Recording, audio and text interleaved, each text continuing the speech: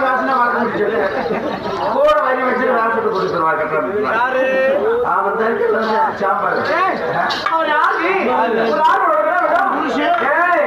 அப்படி சொல்ல இப்ப அண்ணன் என்ன பார்த்து உங்க அண்ணன் இப்ப கருத்து கருத்து வரையாங்க இப்ப நடக்கிறதுக்கு தான் நீங்க போனா